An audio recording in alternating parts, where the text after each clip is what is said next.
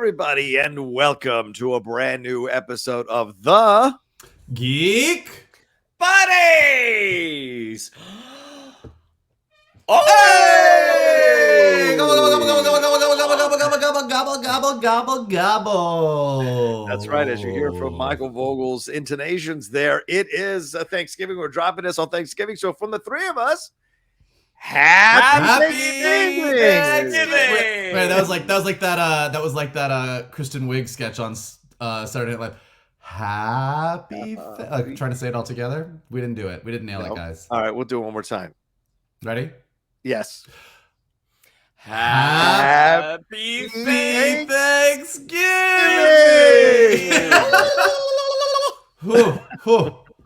There we go. Doing great. We're just starting off well. Thankful we don't have to do that again. It's a holiday. Well, we shall see. It's a holiday. We appreciate you all madly taking the time to hang out with us. Maybe you're taking a break from your family, from your friends. Maybe you just want to hang out with your buddies here on Thanksgiving. Maybe you're even having Thanksgiving by yourself and you want some companionship. We appreciate you hitting a play on this video and watching it or listening to it on the podcast channel. We appreciate it, madly. We're going to get into so many things here today. We're going to talk about Bob Iger and the Bob Chapek situation. That's going to be our main topic. We're going to get into some fun trailers that dropped over the last few days. We're going to talk about some news with Blade, some Indiana Jones 5 news, and some news about the Spider-Verse sequel as well. But before we get going, let's introduce ourselves. I am the Outlaw John Rocha, writer, producer, and host here on the Geek Buddies and the Outlaw Nation. Mike? I am Michael Vogel. I'm a writer and producer of animated TV shows and movies, and just a thankful individual overall. Oh, nice. I like that. Shannon? And this is Shannon McClung. I'm an animation writer and a television actor, and also a big fan of that sweet succulent turkey. What are you doing right now? Well, I'm a big fan of planes, trains, and automobiles, and I can't wait to do my annual Thanksgiving. I got it on the list. I got it on the list for the weekend. I even got it in 4K. If there's a movie that does not need to be in 4K, it is Planes, Trains, and Automobiles, but I bought it anyway just to support the existence of that movie in 4K, so I can't wait to watch it. Anyway, so the way the show works here, for those of you who are new, each of us brings up a geek news item. We talk about it amongst ourselves. There's three of them. Then we take a quick break and then jump into our main topic, which, as I said, is the Bob Chapek, Bob Iger shocking news here with this. We're going to break it all down and get our thoughts about all of it, and one of the reasons that I love Michael Vogel being on the show. Michael's been in those boardrooms. Michael's been behind the curtain in those studios and understands what this situation might mean. So you might get a little more nuance to this conversation than you've had in other places. So I'm definitely looking forward, because I have not heard what Michael thinks about any of this, and of course what Shannon thinks about any of this until we get to this conversation. So I'm looking forward to it. But let me start us off. Let's talk about first. Also, we should definitely give love on this Thanksgiving, especially giving thanks to Carbon Health, who continues to power and sponsor us here on the Geek Buddies, carbonhealth.com. You got any healthcare questions, concerns, or needs, head on over there. Look, if you're on the go, get the app, download it on your phone. You never know what could happen out there in the world. Something happens to you, check in and see if they've got a clinic near you. You can go get checked out and see what happens, or see what happened rather, and get it squared away. Mike, do they have mental health as well? They do have mental health. Yes, they're just getting into it. So they've got stuff there for you, Good. Mental health as well, especially during the holidays, Mike. Great point you bring up. For all of you that are currently listening to this, to escape the political arguments that you are having with your family at this exact moment, Carbon Health is there for you. Because if you guys are anything like my family, that is why I am having Thanksgiving with my friends here in Los Angeles. There you go. All right. Well, let's get into it. Let me kick it off here. Let's start off with some Blade news. This just came a couple days ago here that Yann Damange is stepping in as the director for Blade. This is kind of a big deal. Yann Damange has done a number of projects, most recently Lovecraft Country. That's something that's certainly on his resume as a kind of calling card for what he can do with this. But also, Michael Starbury is coming in to write the script. Another thing that I like about Yann Damange as the director, he did 71, which is a fantastic film about Northern Ireland during the Troubles there that was going on, set in 1971. Jack O'Connell, that was my first exposure to him. So certainly can direct a film that is about some really tough stuff going on there in a foreign country, but then also can come and direct White Boy Rick. That's another film directed. It's a little mixed bag in White Boy Rick, but certainly there are some nice instincts with him as a director. Michael Starbury himself, though, he wrote on the Emmy-nominated limited series When They See Us, and he executive produced at the limited series, the Colin Kaepernick series, Colin in Black and White. So what I take from this, gentlemen, is we've got two very strong black voices coming in to help, people of color rather, coming in to maybe add an extra interesting element to Blade that we haven't seen in the first three films. Mahershala Ali is said to be staying on board. There were rumors that he might step off because of all the unrest behind the scenes and him not being 100% down with what was going on with the script and with the previous director. So this is a very strong move. And apparently he was involved in getting these people hired. So clearly wants to put his stamp on this Blade, on his Blade, to separate it out from Wesley. What do you guys think about this news and these two gentlemen coming in to be a part of the production team for this film? I mean, starting with Yann Damange, I think his work on the pilot for Lovecraft Country was outstanding. I mean, I think he was almost too good, because I don't think the show, as much as I enjoyed the show, ever quite reached the potential what the pilot set up. The amount of story that they told, the amount of dread that he was able to get in with that scene with the monsters at night when they're all in the cabin. I mean, it was just so well done. And knowing that he's gonna, have a swing at a Marvel supernatural property, it seems like a pretty natural fit. And to Michael Starbury, the pilot for When They See Us as well. Yeah. I mean, just really excellent character work, really good at setting up a world and giving you a roadmap of where that journey is going to take you. It seems like a very natural fit for both writers. So I think it's some really exciting choices. For sure. Michael, what are your thoughts on this? I think this all feels right. I mean, I think this is where, when you have those news stories where, oh God, Blade lost its director, Mahershala, there's clearly some troubles, but it seems like they, at least on paper, are solving those troubles. I mean, Lovecraft Country, that pilot, as Shannon is right. I think Lovecraft Country is a uneven series. Some of the episodes are bangers, some of the episodes not as much, but overall, it's an interesting show. And that pilot is spectacular. Like, the pilot of Lovecraft Country is so good. And it's good because, as Shannon said, they nail the supernatural part, but they also nail the black experience through the filter of a supernatural show. And so when you have a Marvel superhero who is a black character in a supernatural movie, great point. That seems like such a natural, like smack your forehead, why didn't we think of this sooner? Right. And combine that with When They See Us, it's very clear that there is a specific point of view going into this now that was probably desired to be there before, but wasn't necessarily as strong in the direction that it seems to be going now. And I think that is, in my opinion, going to make Blade hopefully a much stronger movie. In half of Twitter's opinion, will be a more woke movie, and they'll all scream about it. But you know what? I think we should just accept that that's part and parcel of doing business with good movies now. So I'm excited about this. I think it's really good.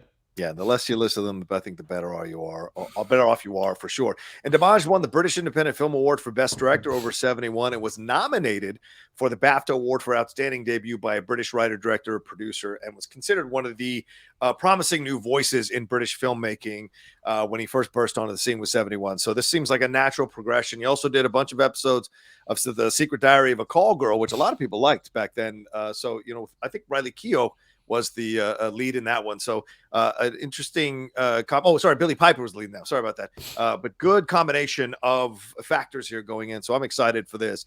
The other news we got, in speaking of films that are in production here that we're excited to be seeing moving forward here, is we got some new details on Indy 5. We got some new pictures. This is off of an Empire article, the British film magazine there, and seeing some new photos of Mads Mikkelsen, some new photos of Harrison Ford here. Let me bring it up on the screen as I'm talking, which is why I'm stumbling over my words here. There you go. There's Mads Mikkelsen there. Ignore the ads for Bose headphones. And then you've got, I think that's Boyd Holbrook there, looking pretty in the middle of a ticker tape parade. You got this great cover for the Empire magazine, and then this kind of cover on the front, which I know made Shannon, sit up and take notice. And this shot of him hanging off of a boat, and we've got a shot here of Phoebe Waller-Bridge as well, and some of the particulars of the plot here. It is set in 1969, living against the backdrop of the space race, but the American effort to beat the Russians to the moon brings with it some uncomfortable truths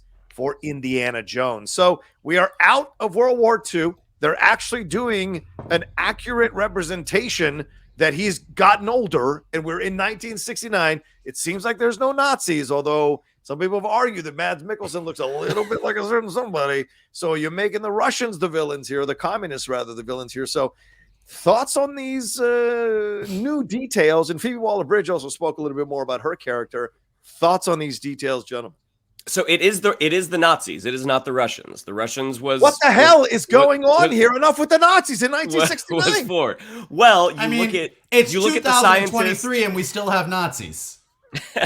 And you look at the scientists who pioneered, some of the scientists who pioneered the U.S. space program. Yeah.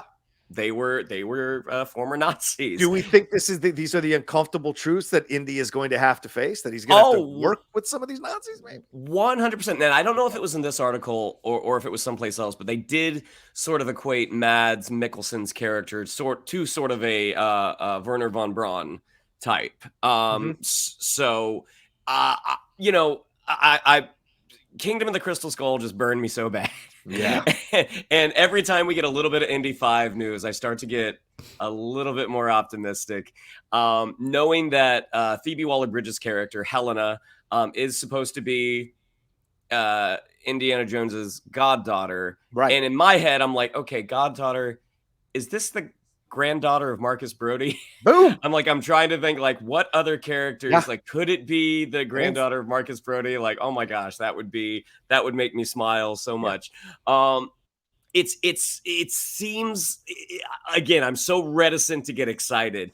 But then reading James Mangold's a little bit of like his interview where he had said, like, I really was interested in telling the story of a hero at their end, much like he did with Logan. And he's like, the current, the script that he came onto is like, there was a lot of talk, there was old jokes. He's like, but I feel like it needs more than that. And Harrison Ford kind of said the same thing. Like, what does Indiana Jones look like at the end? And so, like, how archaeology hooks up with the space race, not exactly sure. But Mads Mikkelsen, he looks awesome. I think Boyd Holbrook also looks cool. The fact that we're going to have some sort of action scene set amongst a ticker tape parade from one of the Apollo missions. I'm watching For All Mankind right now as well, so they kind of link up. So I am hesitantly optimistic here. Yeah. What do you think here, Mike? Phoebe Waller-Bridge describes her character as a mystery and a wonder. Mangold says she's, quote, slippery, charming, the girl next door, a grifter. Does it make sense what Shannon is saying, that it's connected to oh God, what's his name again? Marcus Brody. To Brody? What do you think? Maybe, although, the idea of like being slippery, grifter, it almost sounds like if you are Marcus Brody's granddaughter and someone who's trusted, maybe you shouldn't be trusted. So I mean, I think interesting elements there. I think this is all, I will be more excited than Shannon is. I was equally as burned on Kingdom of the Crystal Skull, but I'm always willing to get super hyped and then be let down because that is just, it's more fun to be hyped for a year than be cautious. So I'm just gonna go all in and say I think this is gonna redeem it all. But I think one of the things that they're doing right is a lot of times when you're making a movie and your actor is a little bit older or somebody died before you got to film something and you just try and work around it. And I think that when you don't try and work around something and you lean into it and make it a part of the story, that's always the better way to go. So leaning into a story where Indy is old and this is at the end of his life, as opposed to trying to just like convince us that Harrison Ford is still in his prime, I think that's a better way to go. In a much sadder version of this, it's what Coogler just did with Wakanda Forever. They didn't try and work around Chadwick Boseman's death. They literally made that the centerpiece of the movie. Yes. And I think that's the emotional heart of the movie. So, a lot of times Hollywood in general wants to be like, oh, everybody just wants everything to be perfect and great and the heroes are amazing and let's just make everything awesome. But I think that when you tell like these more real stories and wrap all the fun, fantastical action sequences around like an emotional truth at its core. Yeah. And this emotional truth is Indy's getting old. That makes me more excited. Like that makes me more stoked for what the story is going to bring. Okay. And so I am optimistic about all of this. I also think that say what you will about Disney, but in the past few years, they've done a better job with some of the brands that they have inherited than those brands were doing beforehand. Yeah, not always. It's not perfect. It's a little hit and miss sometimes. But if you are a Star Wars fan or you are a Marvel fan, like you're eating really well right now. And if you're a Willow fan, you never thought you were going to get another meal, and here we are. So I think they're going to do right by Indy. We'll see how that meal tastes for Willow for sure. Let me ask you one more question here, Shannon. Right here, Shannon and Michael, that looks like the hint of a wedding ring way at the edge of that picture. A lot of people are speculating that Indy is married, that there's a little bit of the Marion Ravenwood situation, that she's a part of this. What are your thoughts on this? Well, I methat they did get married at the end of Kingdom of the Crystal Skull, much to everyone's chagrin. Like you were just ready for that movie to end. That was a wedding that they closed out on. So is Marion still around? Like I don't know exactly. Does he keep it as a memory of her or something? I can't remember when Kingdom of the Crystal Skull was set. I know it was in the 50s, but at least 10 years has gone past. Right. I don't know if was Karen Allen announced to be in the cast of this. I don't feel like she was. I haven't heard it. I don't so. think I've heard it. Okay. Do we think she's part of it? I mean, if she is, she's not featured at this moment. So my wonder is they did get married, and has Marion passed right now? Or maybe just for the events of the movie, she's on a very long trip somewhere far away with Shia. I gotta check in with Marion and Mutt. We just talked to him on the phone. Yep, you guys are good. You guys are good. I'm going to space. Gotta go by. Click. There have been rumors, according to @making Star Wars, Jason Ward's Twitter there. Karen Allen will be returning to her role as Marion Ravenwood. So we don't know yet. As you said, we haven't seen pictures. We haven't seen evidence. I don't think the studio has officially said that. So could be very interesting how they're going to make that play out. And how do they handle the Shia LaBeouf situation? How do they handle Mutt? Mutt's probably the one who's on a trip long or something on the other side of the world or something, I would imagine. So just open the movie with, oh, that was a real sad motorcycle accident. All right, moving on. Oh my God. All right. Well, let's take a quick break and we'll jump into our next thing because Indiana Jones is right around the corner, of course, next year, and we will see what happens with that. And we'll be right back right after this.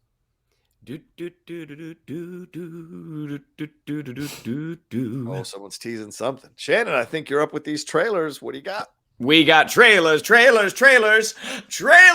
a Thanksgiving miracle. We get to talk about 4 today, and 4 very, very different films. Yeah. We're going to start off with the newest teaser from Pixar for Elemental. So this is from, I believe his name is Peter Sohn and Brenda Sue.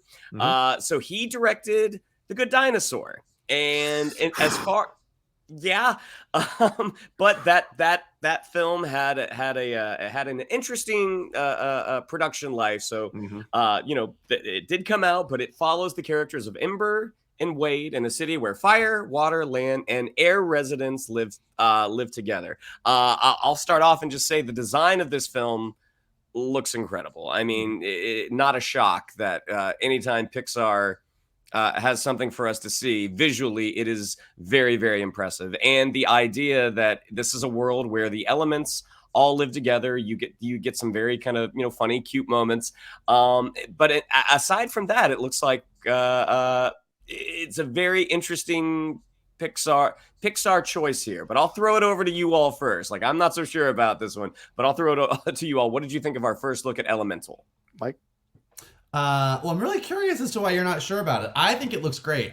When I heard the idea and when they first showed some of the concept art, it kind of very much was like, okay, well, you got these elements and is this Inside Outy? Like, it was like, you weren't quite sure what it was.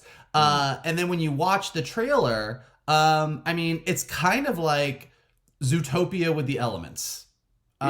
which is a, like that you have, and it's not just, I love the way that they designed the different things. I wasn't sure what elemental characters really were, but we like the way that they all look so vastly different, that the air creatures are like clouds and the earth creatures are like these plants and grass, and the water people are like these aquatic, like we don't see a lot of fire characters. Ember's the only fire character we see. Don't know if that is important to the story or not. Are fire people sort of separated? Not really sure, but the visual, like the art style, the art direction, like it was just gorgeous. It's a very modern looking city, but all the gags were there. Like they did a really good job with, like, all the Pixar gags, like a water guy trips and like some stuff goes on like an earth person and they sprout some grass, like just like some really fun visual stuff going on. And then ultimately this is a love story. And I think what's really interesting about this is Disney animation in the past few years, because they are so known for the princess love story where love is the answer to all,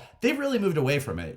Frozen is really a story about two sisters. Moana is about her journey with her family and her island and kind of saving all of the ocean. Even Strange World, which is coming out right now, is a family movie. Encanto, is not a romance, it's a family movie. So they're really definitely trying to expand out of the love story. But Pixar, which doesn't actually traditionally do a ton of love stories.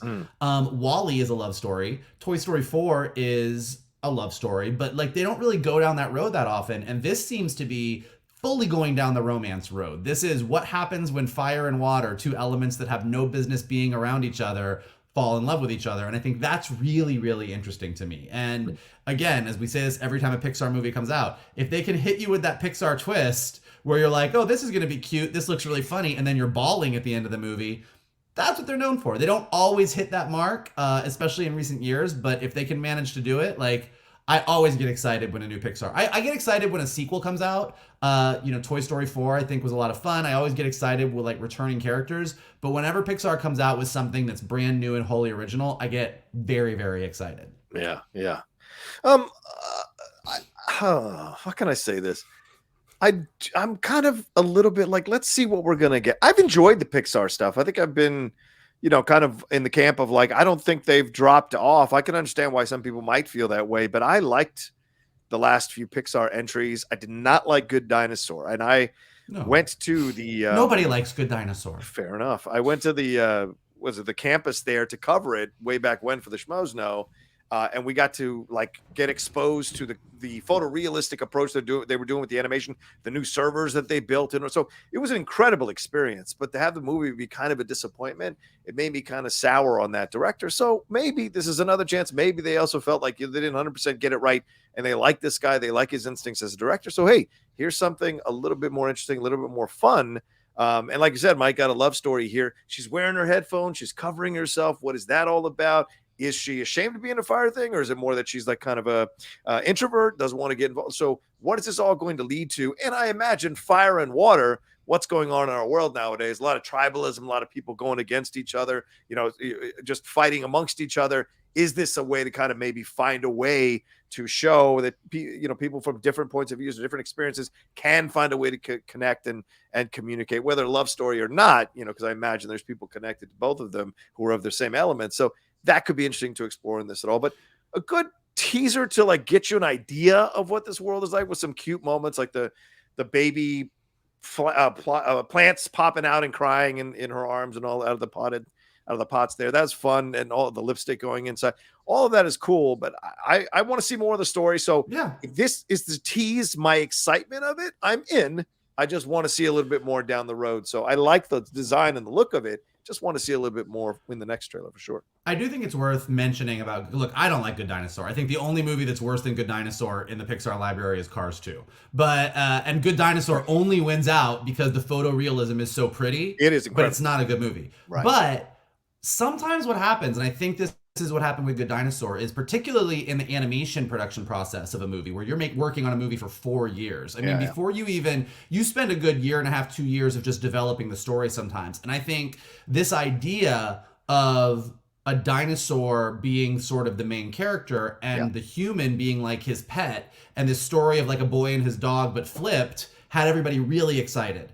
And then I think they went through that development process and they were developing that movie and they got excited about the photorealism, they got excited about the concept, and they just never figured out that movie. Yeah. And you go through, like, you basically write a movie, then you storyboard the movie, and you put it up. It's called an animatic. If you are not an animation nerd, you like an animatic is just all the storyboard with the voice acting, all scenes. So you can like watch the movie basically. And when you make a Pixar movie, you do that. You make an animatic like 14, 15, 16 times sometimes. Like you fix the movie, you change the movie, you do rewrites, you bring the actors in, you re-record, you do that. And like every animated movie does that. Some movies, it just gets better and better and better and better as you go. Some movies, you're like, oh, this doesn't work. Let's pull back. Let's try and fix this. Let's pull back and try and fix this. And when you watch Good Dinosaur, if you're an animation person, you can definitely see that this was a movie where they were trying and trying and trying and trying to find this story, and they just never really found it. And that's not always the director's fault. Like that's just like they might have been like, look, this is a great director. This person has a great sense of story. Right. They were just in a real bad situation. So it'll be interesting to see. Like now, if Elemental comes out and it's a complete disaster, then you're like, okay, well, maybe it was a director. But I think I'm not holding Good Dinosaur against them. So we'll see. Okay, fair enough. Well, and also Peter Peterson, the director, was the voice of Socks in Lightyear. So he was the best part of Lightyear by far. But no matter how you feel about Elemental right now, it is coming out June 16th next summer. So our next film is a doozy. It is called Inside, and it stars Willem Dafoe. It basically looks like his swing at Castaway, but instead of crashing onto a deserted island, he's an high-end art thief who gets stuck in a penthouse filled with priceless art, but at the same time, he triggers some sort of alarm and he cannot get out. And you see his sort of slow descent into madness. So I'll throw it over to you all. What did you all think of our first look at Inside? Yeah, I mean, this film is working on a number of levels, but I just am happy that Willem Dafoe can still lead movies like that.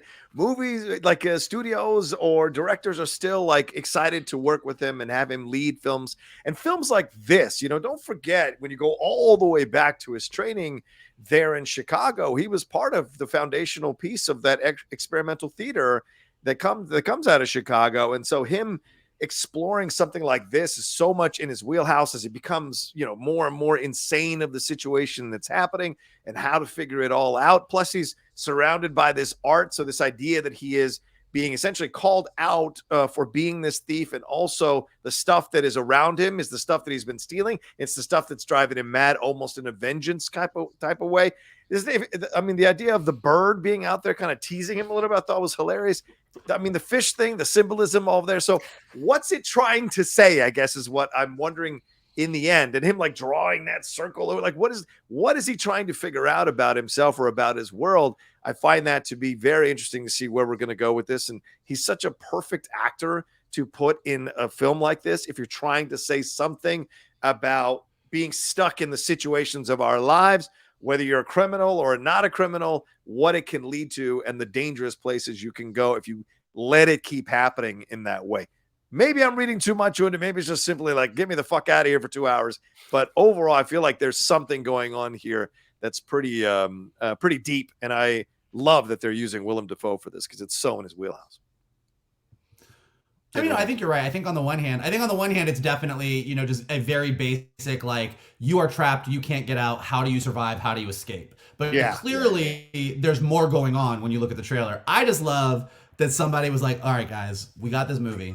It's about a art thief who gets trapped and goes batshit fucking crazy. Who can we get? And they were like, guys, Willem Dafoe. Because he plays crazy so well. I mean, look, Spider-Man No Way Home redeemed the Green Goblin and like let him just go apeshit. And you're like, all right, yeah, you're the scariest Spider-Man villain by far now. And now we have him in this movie where it just looks like this is one of those movies where you were like, all right, I know sometimes they're trying to keep you on the leash, Will, but fucking go nuts. Just go for it. And it really just looks like the craziest movie. I can't wait to see it, although I feel like it's going to make me deeply uncomfortable. Well, I mean, the most uncomfortable part that I found in the trailer is when he's having to feast on those tropical fish. Yeah, it sure looked like the fish he voiced from Finding Nemo to me. Gil, R.I.P. Gil. Oh my God. I would love it if there's like these little asides or references to movies that he's been in. And then you find out this is like this. We're inside Willem Dafoe's head the whole time. That would be Oh my God. genius to make. That's what the inside means. Well, we'll find out if the Outlaws prediction comes true on March 10th, 2023. Our next trailer, I'm going to take a little personal glee here because when we're talking about what we're going to talk about for this week's shows, we'll text topics to each other. I saw this trailer for 80 for Brady, and I was like, okay, this is kind of funny. And like, we don't have a ton of geeky trailers to talk about this week. So I sent the link to these two gentlemen. Immediately, instantly, I get an ugh in response. I'll give you two guesses who you think it was. You're only gonna need one. But luckily the other geek buddy watched the trailer and just talked about how funny he thought it was. And then this morning, right before we started recording, Geek Buddy X, we'll call them. Actually, Geek Buddy V, we'll call them. Was like, all right, I guess this was a sports movie made for me. Again, I'm not saying who Geek Buddy V is. No. But 80 for Brady. Jane Fonda, Sally Field, Rita Moreno, Lily Tomlin, for elderly super fans of Tom Brady, try to make it to the Super Bowl. I think this looks so stupidly funny that I'll throw it over to you guys and to Geek Buddy V. What did we think of our first look at 80 for Brady? Look, here's the thing. You send me a movie. You send me a movie trailer that looks like it's about the sports. And I'm like, yeah, okay. Even though I do love sports movies. Like, I love Field of Dreams. I love Tin Cup. I love Major League. I could go down the list of sports movies. Friday Night Lights is one of my favorite TV shows. But when you send me a trailer about the sports, my initial reaction is, You send me a movie about Tom Brady, I'm like, oh God, what is this going to be? And I didn't actually, I was very busy yesterday. I'm trying to wrap things up before Thanksgiving. I didn't really watch the trailer. And then I watched the trailer. And then I was like, oh, somebody in Hollywood was like, how do we bring the homosexuals to the sports movies? This looks great. I mean, this looks absolutely fantastic. This is a cast that I can definitely get behind. And it just looks like it is very much in the vein of like a crazy comedy from the 2000s. It's a very simple concept. They want to go to the game. They don't have tickets. How do they get them? Hijinks ensue. There is hot sauce. There is drugs. There is Billy Porter and a dance number. I mean, like, there is Guy Fieri, son. There's Guy Fieri. Like, it just looks... Guy Fieri's. Yes.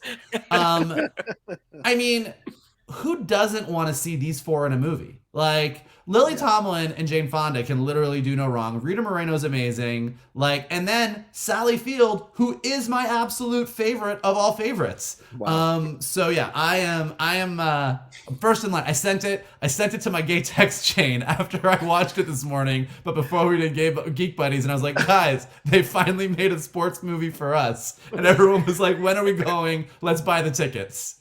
So I can admit when I'm wrong.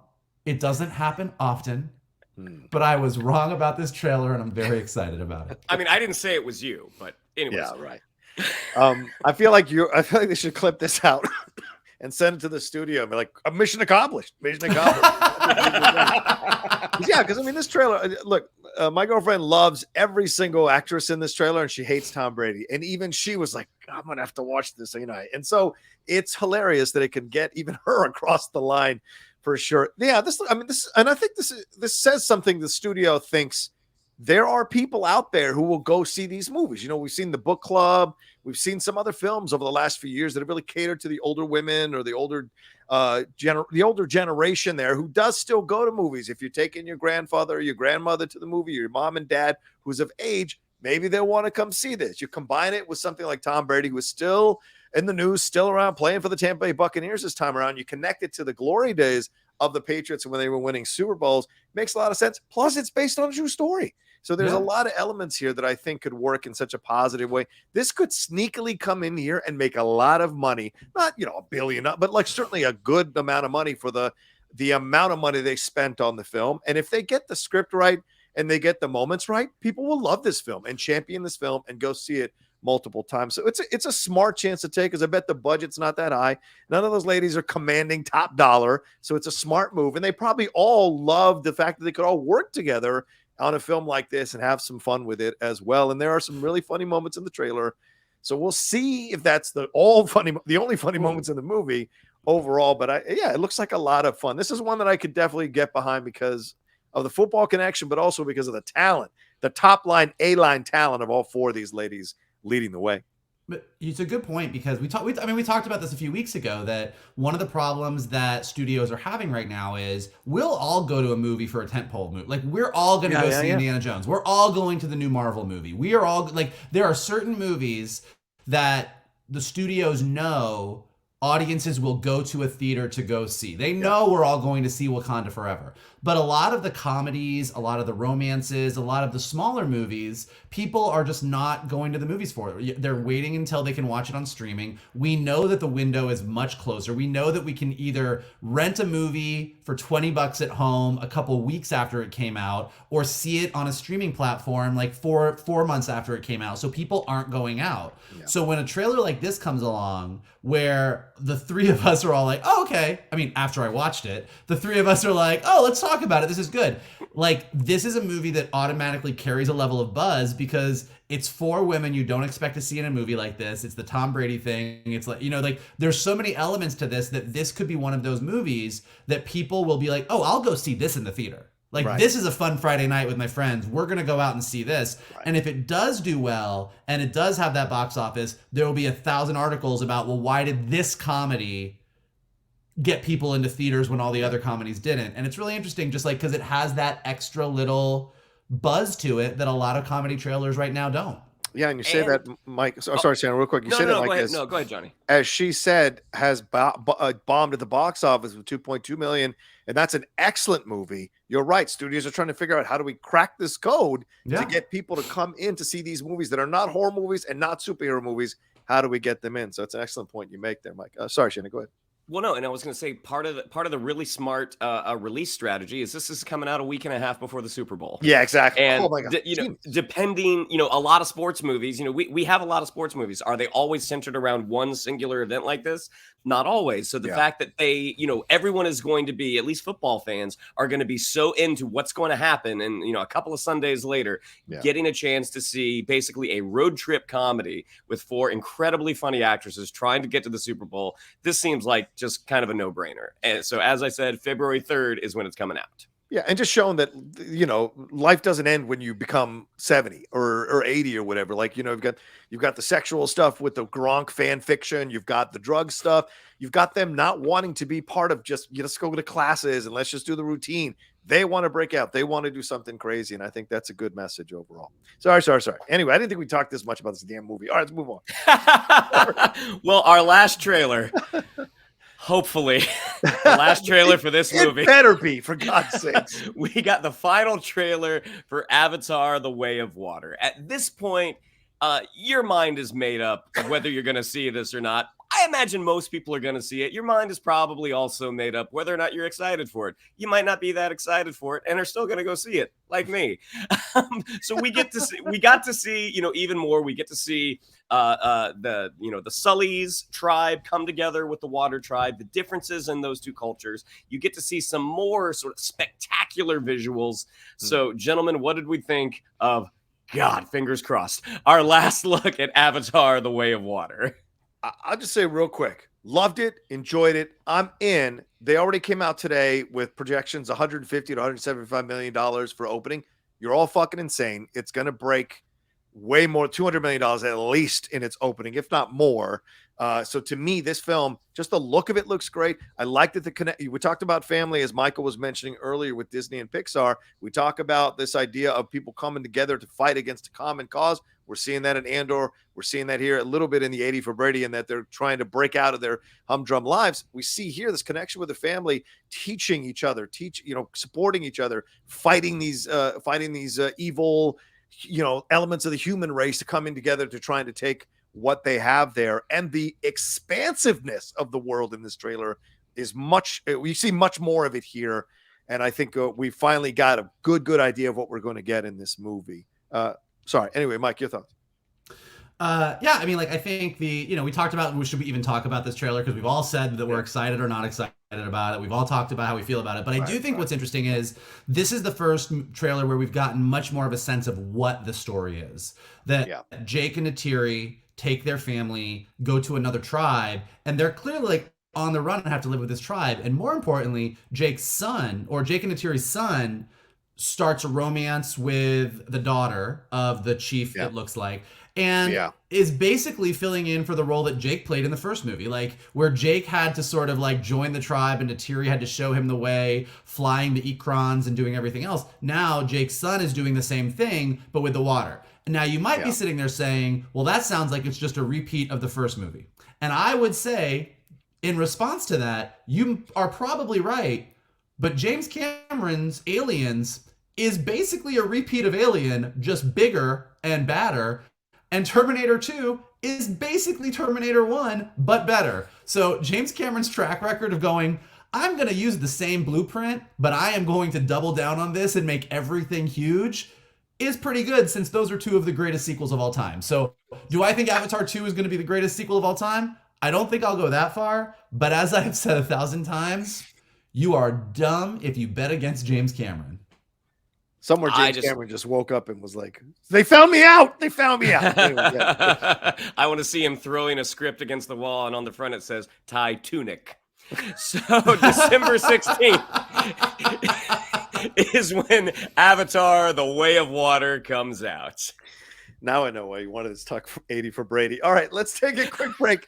We'll be right back right after this with Michael's topic. Do, do, do, do, do, do. Do, do, do, do, do, do, do, do. I like it. All right, Mikey, take us into the Spider-Verse. I mean, look, like, you want to talk about Thanksgiving. Like, this is a bit like, we've got 4 trailers, we got Indy, we got a director and a writer on a Blade movie that sounds like it's going to be pretty awesome. So there is a lot to be thankful for if you are a geek. And another thing to be thankful for is that we are getting a sequel to Spider-Verse, which is one of the greatest animated movies of all time. In addition to that, Phil Lord and Chris Miller said to Empire Magazine this past week that the movie is going to have 6 different animation styles in it, which is bonkers. They released a new image, which was a close-up of a Spider-Man mask that looks a little bit different from the Spider-Man mask that we know. But as far as talking about the new animation styles, they kind of talked a lot about Mitchell's versus the Machines, which Sony released last year, which they were producers on, which if you haven't seen, you should absolutely check out. It is a fantastic movie. But when they're talking about Spider-Verse, they said that the first film had 1 animation style that dominates the movie. This movie has 6. So we're taking those tools, adding things we learned on Mitchell's versus the Machines, and growing them further to accommodate the ambition of the movie, which is to wow you every time you enter a new environment, and also to make sure that the style of the movie reflects the story, and that the images are driven by feelings as opposed to some egg-headed art project, which this movie also is. And they point out that in the first movie, we are in Miles' universe the entire time. So Gwen comes to his universe, Spider-Man Noir, like each of the characters comes into the universe, and each of the characters is in a different animation style, slightly.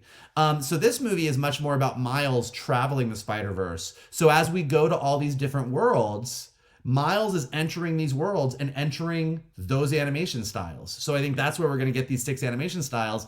And just the fact that they came out, when Spider-Verse came out, it just blew everyone away because it didn't look like anything else out there. And the fact that they are doubling down and making a movie that they were like, well, we wowed you the first time, and we want to make sure that we're going to continue to wow you multiple times through this movie, gets me excited. And it gets me more excited that they actually specifically say that all of those styles and all of the choices that they're making are tied to emotion, not just, oh, wow, look what we can do. So I think this is really exciting. Obviously, we're all excited for the sequel. Every little bit of news, kind of like Shannon was saying with Indy, gets me even more stoked. But gentlemen, what do you think about this? Oh, yeah. I mean, I'm crazy excited. And Christopher Miller said in that interview with Empire, he was talking about in the teaser trailer, you saw Earth 50101, which we're calling Mumbattan, which is based on the Indian comic book look. And then you've got Nova York from Spider-Man 2099. Then there's Gwen's world, which is Earth 65. And then that watercolor stuff, where have we seen the watercolors before, which is reminiscent of her comic books. And, so there's so many different worlds that we're going to explore. It makes sense to have these different styles of animation, just like it did when you were watching Multiverse of Madness and you were going through all those different universes. They all had a different style to them.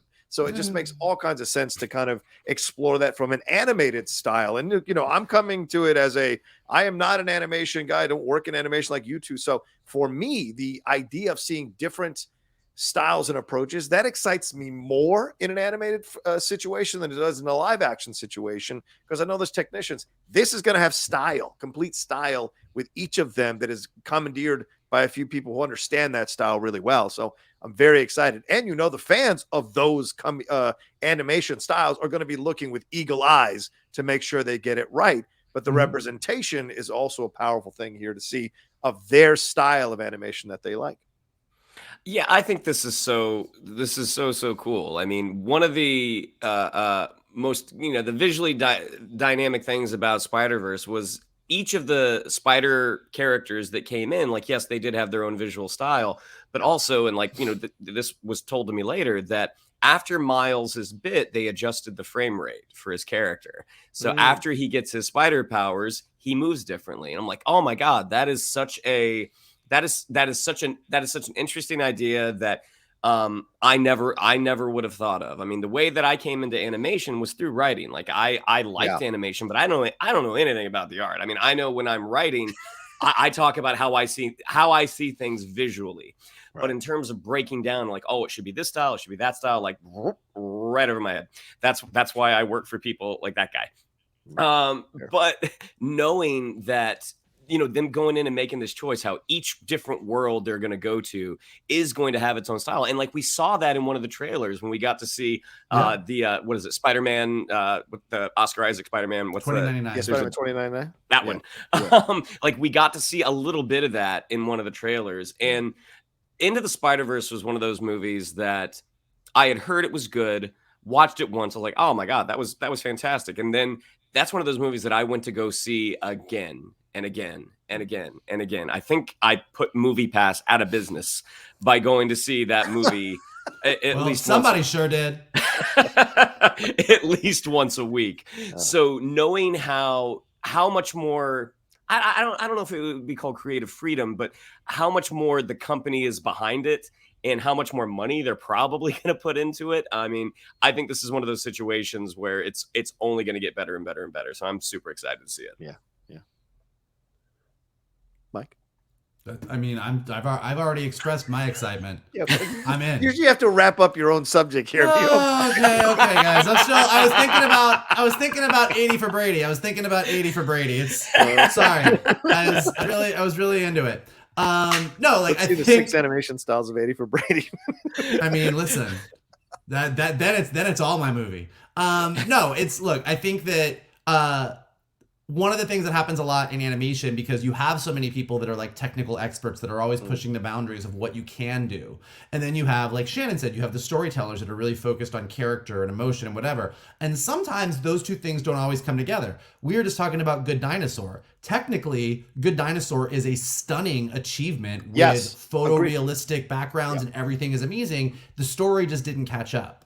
And I think what really is the magic of animation is when the visual technical side of the storytelling and what you can do and what you're able to do is married with a strong emotional story. And I think that's exactly what they did with the first movie. So the fact that they're doubling down on that with the second movie, it just seems right. So I'm super, super excited. And we will all find out how all of these styles look when the movie is released on June 2nd. So summer movies are going to be amazing. Get ready. It's going to be awesome. He got there, folks. All right. Well, thanks so much. We're going to take a quick break. We're going to jump into our main topic, which is the Bob Chapek, Bob Iger situation that's gone down in Disney and the subsequent updates that have happened throughout the week. So this is not an old subject we're talking about from Monday. There have been updates since Monday about stuff that Iger is already doing. We're going to get into all of that here right after this.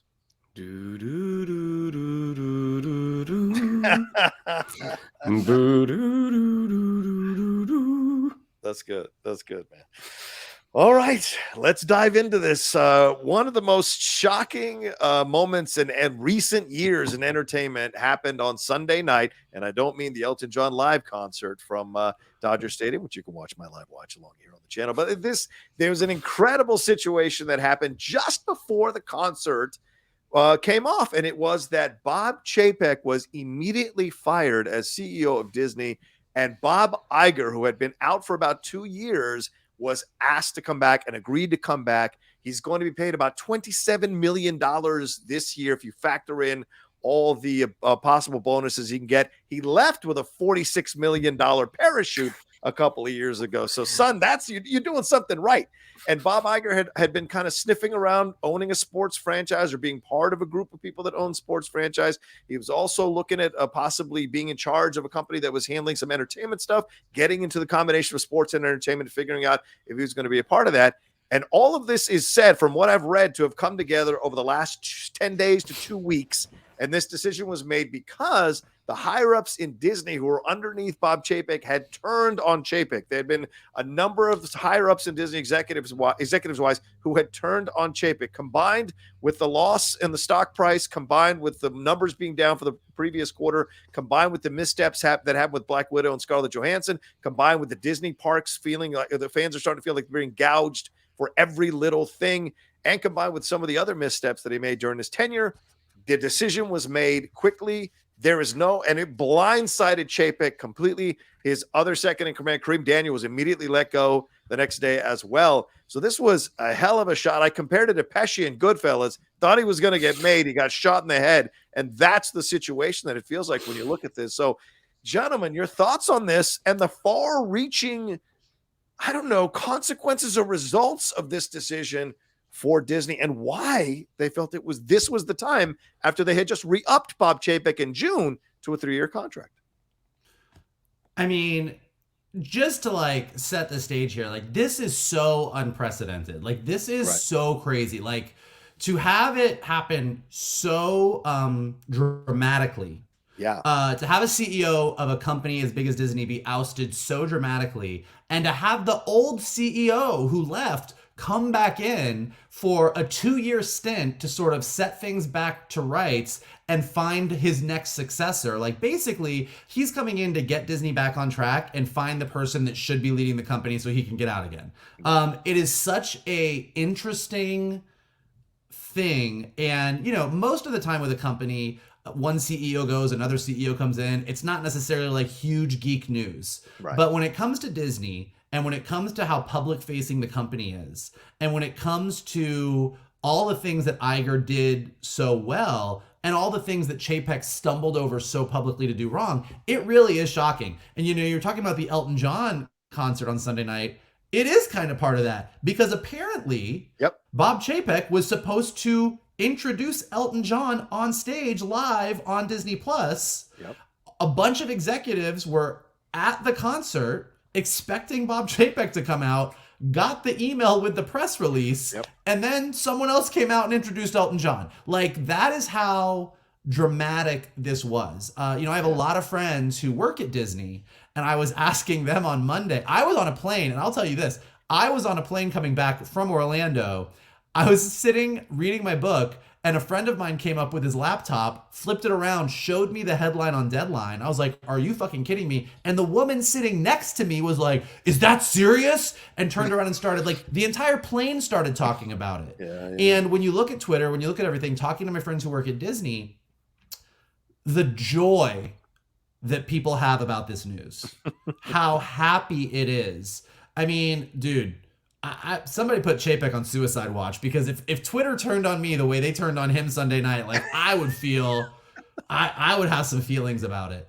But when you think about what Iger did in his tenure, I mean, just on the broadest strokes, fixed the relationship with Pixar, brought Pixar into Disney officially, bought Marvel, bought Star Wars, started Disney Plus. You look at what Disney is doing right now, and you're like, he shaped this. Whereas Chapek came in, and as John pretty well outlined, got in a fight with Scarlett Johansson, didn't know that he should stand up for his gay employees, Told everybody that adults don't watch animation. I mean, just like one thing after another thing. So it's really, it's no wonder that they turned on him. I think what, I don't know. I mean, I would love to be a fly on the wall. Like, yes, they renewed his contract. I think that there was just a, look, there's a momentum to corporate life where you're like, well, this is the choice we made. Let's keep going. We'll re-up him. We'll spend the next 3 years figuring it out. And then something happened where somebody was like, fuck it, pay him out for those 3 years. We got to get him the fuck out of here. And it is, a lot of it probably was stock price. A lot of it was them looking at what's going on with Disney, sort of the public sentiment towards Disney. But it's going to be really interesting to see what Iger does in the next few months, in the next year, in order to right the ship. Because we've all talked extensively every time Chapek has fumbled on, well, Iger would have done this, Iger would have done that. Iger gets to prove that now, and it'll be interesting to see if he can. Like, if this next 2 years we go, oh, wow, he really is that good, he turned things around. Or if we're going to go, oh, okay, I mean, he did a lot of good stuff, but Disney still seems like it's going in the wrong direction. So it's going to be interesting to see. Yeah, it's not unprecedented. Real quick, Shannon, it's not unprecedented for this to happen. Steve Jobs came back after a 12-year absence. Certainly, the gentleman who runs Starbucks came back a few years. The guy who runs Chipotle came back after there was all that drama around Chipotle, the controversy about their food content. So companies relying on someone who shepherded them through to success is not unheard of. Just to have it in such a brutal fashion with someone that was the hand-picked successor. Bob Iger, that's how they promoted this, that Bob Iger had chosen this guy himself. But according to numerous reports that have been coming out the last few days, he apparently was over Chapek's shoulder and was getting reports from people under Chapek who had previously been loyal to him about the reports of his leadership style and the mistakes that were going on here behind the scenes. So certainly it wasn't like Iger disconnected and walked away and lived in a cabin in the mountain. He was aware of what was happening and was not shy about expressing certain passive-aggressive comments in interviews about how Chapek was doing things. So what was your reaction, Shannon? What do you think about all of this and the ramifications of it? I mean, I think it was definitely unprecedented that it was done on a Sunday night. Yeah, like the fact that at the end of the weekend at night that they felt the need, like this is. It seemed like the folks, the board, felt like this was a change that needed to happen ASAP. Prior to his promotion, like I had never heard the name Bob Chapek. But like Vogel, I do have a few friends who work at Disney, and hearing about, Iger was going to be retiring. This guy, Bob Chapek, was his handpicked successor. Yeah. Asking them their opinions, there was not a semblance of optimism. It's like, this is a money guy. He doesn't understand the creative aspect of what makes this company so special. Yeah. And we started to see that kind of right away. I mean, and Bob Iger would even say in interviews, like, foster those relationships with the creatives. Like, this is something you need to have. You have to make sure that, your working relationship with them is good. And, right off the bat, he has this very public spat over the Black Widow release with Scarlett Johansson. And it just seemed like, looking at the traits of Bob Iger or other creative friendly folks like a Kevin Feige, that Chapek didn't really seem to have that. Like, in interviews, there's definitely I don't know if I would call it a coldness, but I mean, it definitely didn't have that warmth that Iger kind of projected. This love that he has for what he's doing. And you know what? That could all be performative. Maybe Chapek just wasn't, but it works. He's just not that guy. And Iger knows how to perform for the cameras. Yeah. But I mean, when you look at Iger coming back, I mean, he left Disney in a very good place. I mean, he has a legacy to protect, and his first order of business is to basically dismantle what Chapek had set up in sort of his reign. It kind of speaks volumes to their relationship. Yeah, I'm going to get the name wrong, and I'm not going to get this right. And my friends who work at Disney can feel free to correct me in the comments below. But broad strokes, one of the things that Chapek did that kind of represents the whole of what Shannon is talking about is he kind of put together a group called DMED, or I forget the exact name, but basically it was a group of people that made all the decisions about all of the stuff coming out of the different creative groups, because you've got Disney features, you've got Disney animation, you've got Disney TV animation, you've got Disney Plus over here, you've got all these different groups, and it was this separate group that sort of looked at everything and decided, well, this is going to go here, and this is going to go here, and this is a feature release, and this is a Disney Plus release, and whatever. But that wasn't necessarily the creative people making the decisions. And one of the first things that Iger did is he's dismantling that entire group. Like that entire thing is going away, and the choices of what's going where and what's being developed for where and how they're doing things is going back to the creatives. And so, yeah, Shannon's absolutely right. Like Iger might be as cold a son of a bitch as Chapek appears to be, but he does really, really well in interviews. He does a really good job of being the face of Disney. But even internally, when you talk to people, there is a warmth that the people within the company who have to work with the CEO have for Iger that they didn't have for Chapek that I think is really telling. Yeah, just to clarify this for some people, he's getting a $1 million base salary, and he's also getting a possible annual bonus for compensation of up to $1 million with an annual incentive-based award with a target value of $25 million. So that's how he can get to that $27 million. And Chapek right now, from what I'm reading in some of these reports, he is owed $20 million for the firing. So, but there's already rumbles. He hasn't publicly said anything. There's already rumbles that he might be suing Disney for firing without cause, and so that's going to be even messier, possibly. So I don't think this situation with Chapek is over by a long shot, because certainly there's an embarrassment factor that goes on with this when you're that high. Usually they give you a golden parachute, to kind of help, like with Amy Pascal in those emails when that all kind of blew up and she had to leave her official position on Sony. They gave her a producing deal. Jeff Johns got a producing deal when he left WB Discovery. Hamada did not, and now Hamada's over at Paramount doing his thing. So we see sometimes when there's not issues between them, there's usually a golden parachute as a thank you for doing this. Seems to be just the 20 million, boom, you're done. Chapek is probably going to want much more than this. And, you don't want to you don't want to be unfair to Chapek. So give the whole picture here. He did do a good job with Disney Plus, shepherding Disney Plus. The guy was a direct-to-consumer guy. There is a success story to be written about how he was able to navigate the pandemic, or navigate Disney rather, through the pandemic in a successful way. But one of the things that was biting him now was that the numbers were starting to go down, the profits were starting to go down, and he was seeing an end, and Disney was seeing an end to the possibility of the numbers and the subscribers and the money coming from streaming to prop up this success of Bob Chapek overall. And he was looking to counter with that, the loss of money at hiring freezes, layoffs, and he was moving 2,000 employees, I think, from California to Florida, Florida to California, mandating that they move in order to keep their job. So all of that leaving bad taste in the mouths in multiple sections of the Disney empire.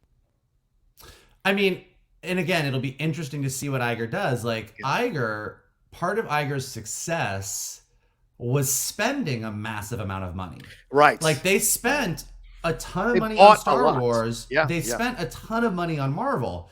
But it's inarguable that those investments weren't smart when you look at what that IP, what those characters have done for the company in the feature department, on Disney Plus, in the consumer products department, at the Disney parks. Like that amount of money that you spent made them money. What Chapek did, to your point, is let's close these buildings in Glendale and move everyone to Orlando because we already have the land there and it's cheaper. Let's cut costs here. Let's raise costs at the parks for that. So it's going to be interesting to see if Iger continues to try and cut costs to save money, or if he does what he did previously, where he kind of comes out swinging and makes some really big, bold moves that cost more money, but ultimately in the long run turn things around for Disney Plus, turn things around for the park. So it's anybody's guess what's going to happen. I mean, I think the thing we can say with certainty is Disney's not going anywhere anytime soon. But in the short term, for the investors, for everybody else, what those decisions mean, it's going to be really, really fascinating. Yeah, Shannon. Yeah, go ahead. Sorry, go ahead. Well, no, I was going to say, and Disney as a company is no stranger to CEO power struggles. Yeah, going back to like the age of Michael Eisner. There's actually I was pulling up my Audible app here, and there was a book called Disney War. I don't know if you ever read this, Vogel, but by I think it's James B. Stewart. But it sort of chronicles the ascendance of Eisner and the decline as well. I mean, and it is a fascinating read, listen. And knowing who Bob Iger became, listening to sort of his beginnings at the company, it's really fascinating. So if for any of our listeners, if you have any road trips coming up, if you're driving for Thanksgiving, Disney War is a really fascinating read. I mean, most people don't know the name Frank G. Wells, but like if you really go back to the Disney War and that whole era, it was Eisner, Katzenberg, Frank G. Wells, and when Frank G. Wells tragically died in a helicopter accident, there was no buffer between Katzenberg and Eisner, and that's when everything turned. And it's a fascinating power struggle in the midst of Disney's biggest success with Lion King making more money than any animated movie. And what's happening right now with Iger and Chapek and just the dramatic nature of all of it, it's like the Katzenberg-Eisner stuff all over again. That's a great point you bring up, because I mean, look at IndieWire's breakdown of this from Wilson Chapman. He talks about that the relationship between Iger and Chapek began fracturing early on when Chapek was promoted from his role as Disney Parks and Resorts chairman to CEO, and Iger stepped down. At the time, the plan was for Iger's role to be hands-off, but the pandemic caused them to kind of start to work together because they had to figure this thing out and navigate it. Chapek planned to respond to the pandemic quickly by laying off thousands of workers at Disney's theme parks. Iger wanted to wait until Congress's CARES Act was signed into law, potentially giving any laid-off employee protections to help them during unemployment. Iger eventually overruled Chapek with the board, convincing the board it was better to wait until the CARES Act was passed. And that's the kind of callousness that you sometimes see from these money people who get in charge of a company. They look at human beings as just things on a ledger. They don't look at the actual ramifications and the negativity that you can engender amongst the workforce if you treat them badly. And certainly Chapek is one of those people that does not give a shit about that, clearly, and Iger does.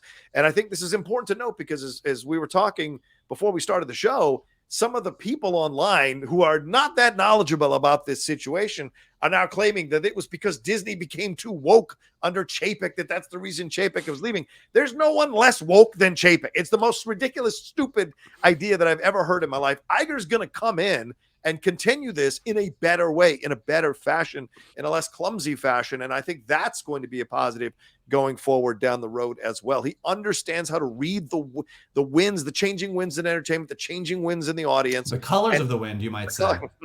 That's a good reference there.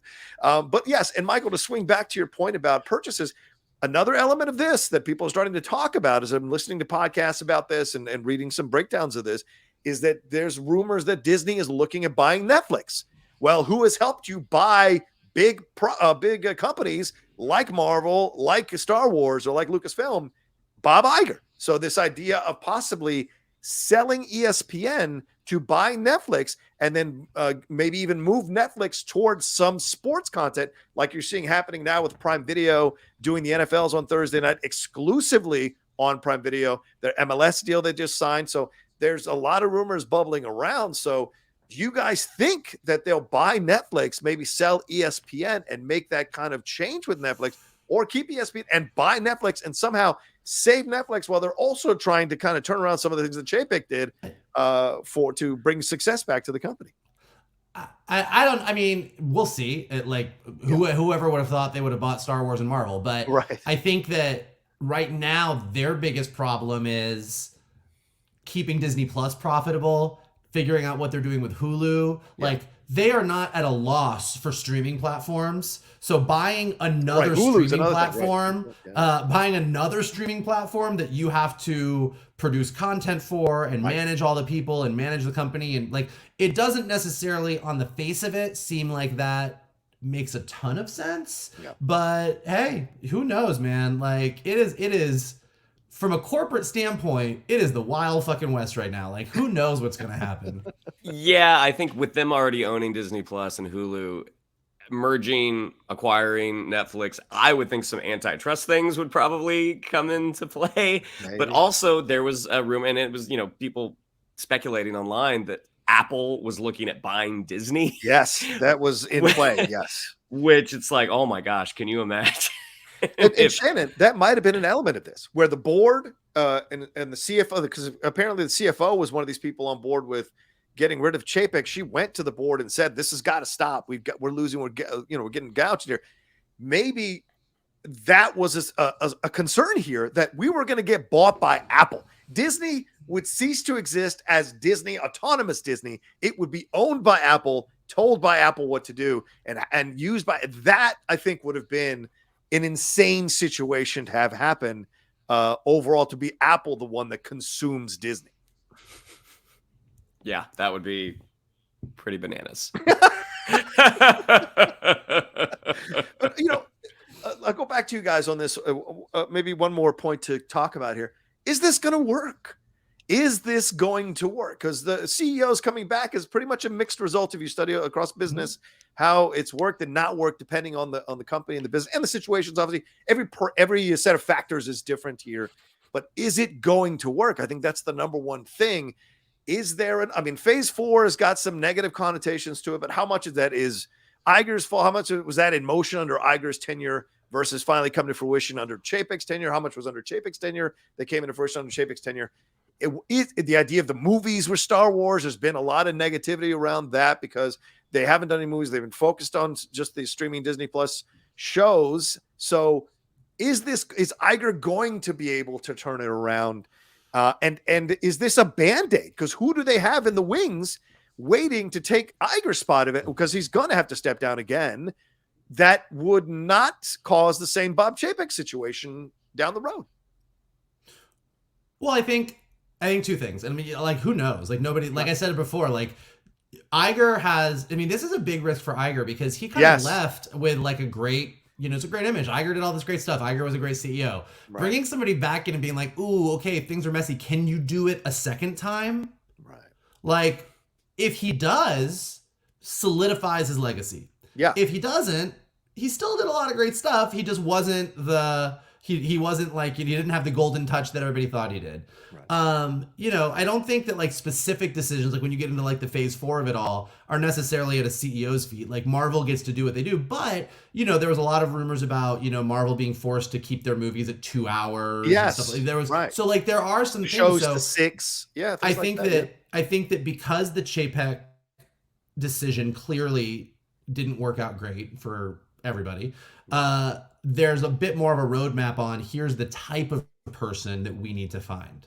It can't just be someone who's really good at the money side or the theme park side or the consumer product side. That's important. That's hugely important.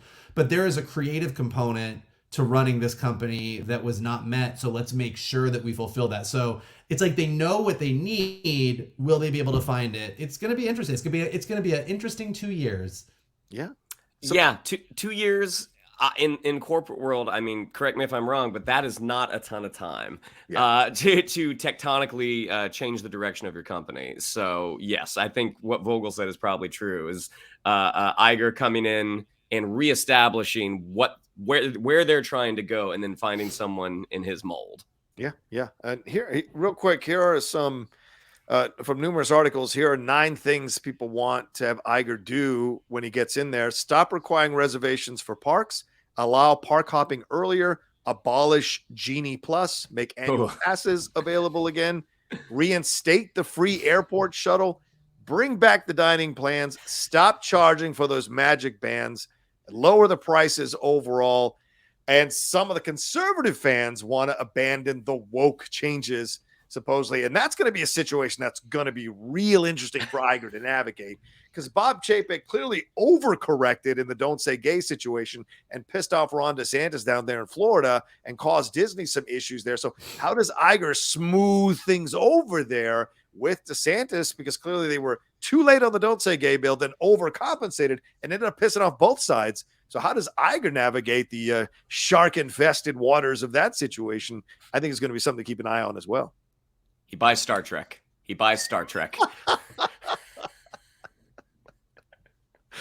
I don't know, Mike. You got any Florida contacts and can let us know what's going on down there? For God's sake. I'll keep you posted. I'll keep you posted. Okay.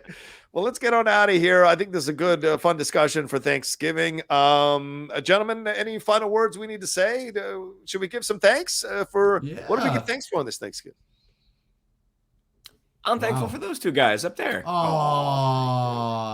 Yeah, look, I'm thankful that we, like I said, like we have such a wealth of stuff to talk about. So much great entertainment. I'm thankful for everyone who is listening and watching right now. Thankful for all of the buddies we got out there who tune in every week. You guys are all awesome, and we love our Geek Buddy family. Yeah, absolutely. Thankful for these two guys as well for taking this journey. We've been on it for a few years now, and to see it keep growing and growing and getting more and more attention for all the things we do, I appreciate it madly. Appreciate all the people who've taken a chance on the Geek Buddies over the years and have stayed with us through the whole journey. So thank you all so much. Have yourselves a great Thanksgiving. Shannon, what do we have to tell them? Yeah, if you'd like to follow us on social media, on Twitter, it's at @geek_buddies, on Instagram at @the_geek_buddies. If you'd like to follow me on social media, on Twitter, it's at @Shannon_McClung, on Instagram at Shannon the Geek Buddy. If you would like to follow Mr. Vogel, it is at MKToon. If you would like to follow Mr. Rocha, it is at The Rocha Says. Mikey? Look, if you like turkey with gravy, if you like stuffing, if you like pumpkin pie, if you like mashed potatoes, then you should enjoy all of those things today. But if you enjoy geeky content, then here's what you can do to help us keep making it. Definitely hit the like button below, subscribe to Johnny's Outlaw Nation page, leave your comments below. What do you think about all of this stuff? I mean, we covered a lot of territory today. Let us know what you think about it below. Another good way to kind of take a break from the family, leave a comment. If you are listening to us on any podcast, go ahead and leave us some stars, leave us some comments, helps us go up in the rankings. And as always, the best thing that you guys can do is retweet this video, post it on your socials, send it to your friends, and tell them to hang out with your buddies, the Geek Buddies. Hello. All right, there you go. Thanks everybody for joining us. Please be safe out there and navigate your mental health as well as you can in these holidays. I know it's tough, so we send you our love, and hopefully we helped you take a little bit of a break and made you laugh and made you think as well about all the things we talked about today. All right, take care of yourselves. Be well. Okay, take care of yourselves. Be well. Happy Thanksgiving! Oh! Yay! From the Geek Buddies! Do it again!